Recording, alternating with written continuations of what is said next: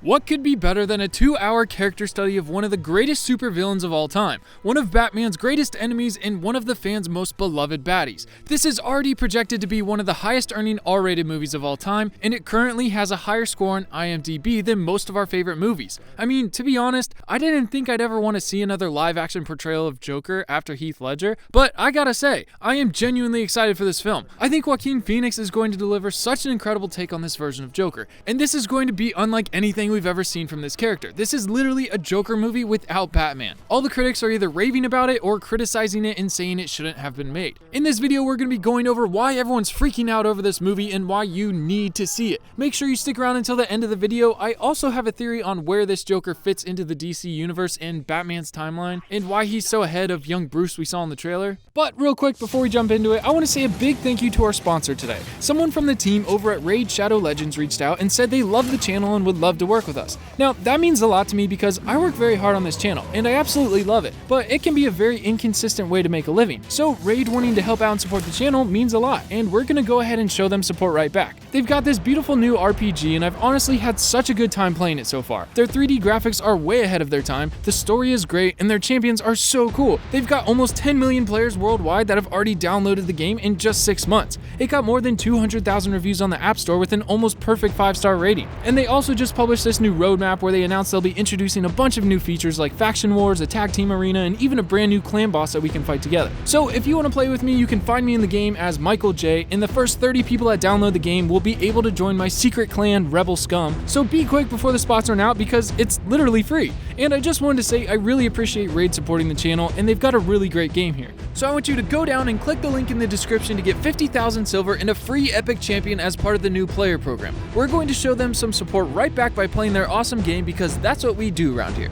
Now, let's jump right back into the video. This Joker movie will be the best thing for the superhero genre that we've seen in a long time. This could very well change the whole playing field and give DC an actual shot at competing with Marvel. And the decision to finally give the fans what they want with an R-rated movie is so appreciated because without the R, this movie would just be a joke. Get it? Joker without the R? Okay, sorry, I'll move on. But we haven't got anything like this since Logan, or the 2 Deadpool movies, which were all smashing hits. I understand Disney wanting to keep everything they do through Marvel PG-13 and family-friendly to rake in all the cash, but this is where DC can fit in. They can deliver on all the R-rated superhero films that Disney won't do because of the money. They did end up putting the film under DC Black Label just to differentiate it a little bit from their other movies that are family-friendly, but I would love to see them go full force with this and make an R-rated Batman movie or Suicide Squad or even a Lobo movie. It took well over a year of negotiations to get the Joker's R rating approved, but maybe after this one proves to be super successful, we'll see them be a little more lenient with giving out R-rated superhero movies. Now, this Joker is in no way trying to be an imitation of Heath Ledger's incredible Joker. In fact, the director Todd Phillips didn't even want to watch the other movies because he wanted this one to be completely unique to itself. And Joaquin Phoenix is an incredible actor. When he plays a role, he doesn't just act, he becomes the character. When he played Johnny Cash in Walk the Line, the director pointed out that he never once impersonated Johnny Cash. He became him. He lost 52 pounds to play the role of Joker, and from the few clips we've seen, I think he's going to be an absolutely terrifying Joker. That laugh gave me chills the first time I heard it. Apparently, to get the laugh down, he spent countless hours watching videos of real people with this neurological disorder called pathological laughter and crying, where the subject will have episodes where they will laugh uncontrollably due to a disorder in their nervous system. They don't think anything's funny, they're just laughing the same way you would sneeze real quick because they can't control it. But these people look like they're in physical pain when they have their episodes, and somehow Joaquin figured out how to translate that pain and discomfort into his own laugh for the Joker. Phoenix said that he wanted his performance to not be as easily identifiable or classifiable by any kind of psychiatrist or mental health professional, and it looks like so far he's done a great job. That's a big achievement to reach for, but I have no doubt that he can pull it off. And surprisingly, they didn't follow anything from the comic books. You would think people would be mad about that, but I think it's rather refreshing. They sat down and they just wrote their version of where a guy like the Joker might come from. They're telling the story about the man that becomes the Joker and his journey of becoming this villain. It's very reminiscent of Scorsese's Taxi Driver with Robert De Niro, a character study of a man roaming the dirty streets of the city each night who dreams of saving the world and cleaning up the city through his own means. You talking to me?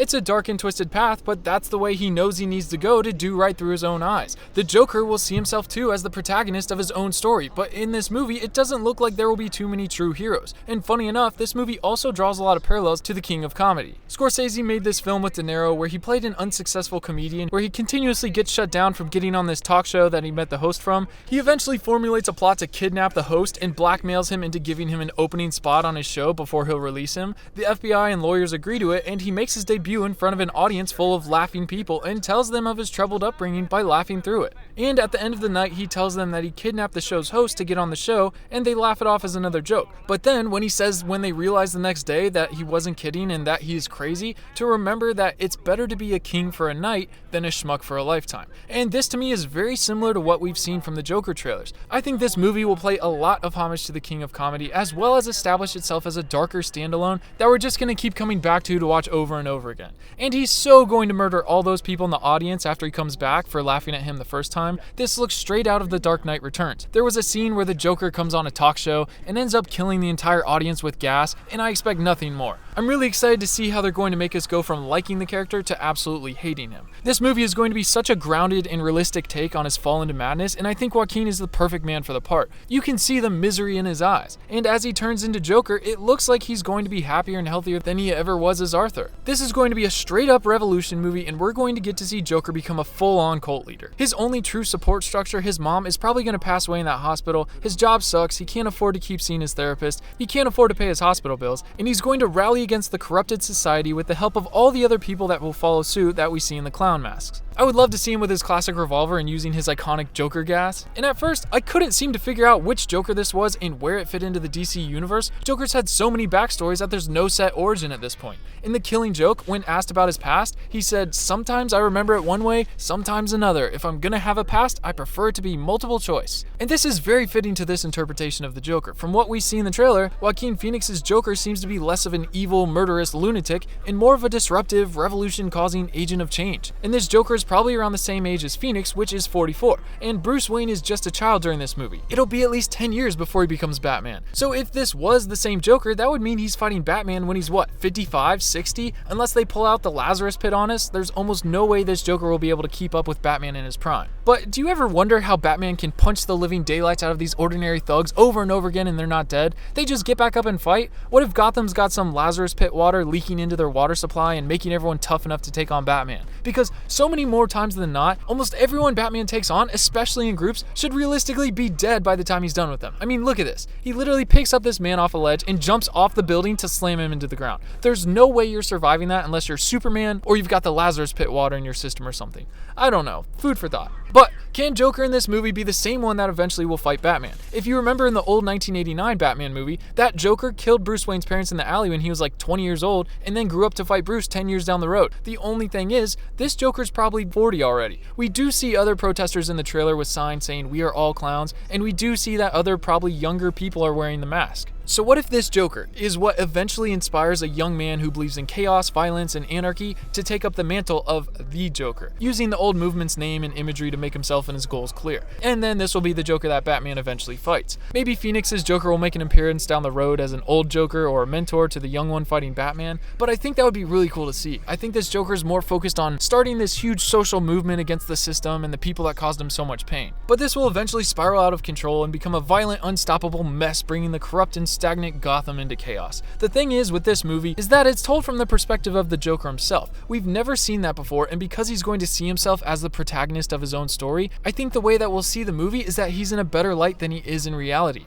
I think this movie is intertwined with how Joker perceives himself in his head as this misunderstood hero to the people. I think it'd be cool to see at the end of the movie that his mind has warped a lot of his interactions with people or his interpretation of events. Like when he was messing with the boy on the bus, he remembers him laughing, but he was actually crying, and that's why the mother told him to stop. This romantic Joker could just be how he perceives himself rather than it being what he really is. But I think it won't be something they address. I think if anything, it's just meant to be an underlying subtlety that we'll get to notice on the next time we watch it. But seeing Phoenix's Joker old and retired in later films will be kind of cool. Maybe as the younger Joker is introduced, he could come out of the shadows to help him carry out his chaos through the new Joker since his movement died off years ago. This could definitely tie in with the new Batman movie, and Pattinson actually just dropped a comment about the Joker that was immediately redacted. I feel that they wouldn't need to hide anything if there wasn't a reason to hide anything. So who knows? We might see this Joker again in a few years. But thanks for watching this video. Go down and hit that subscribe button right now if you enjoyed it. I'm going to be back here next week with another video, so make sure you tap that notification bell so you don't miss it. I want to know what you guys think of this Joker movie though. Tell me down in the comments because I'm going to be going through them all to see what you have to say. As you're watching this right now, I've actually just arrived in New York. I'll be up here for a week to see some friends and mess around, but I should have another video ready to go next Tuesday for when I get back. I'm sure I'll be posting on Twitter some New York stuff, so go follow me there at MichaelJYT so you don't miss anything. Go watch my Star Wars Rise of Skywalker Dark Rey video, and I hope you're having a good day because until next time, I will see you in the comments. Peace.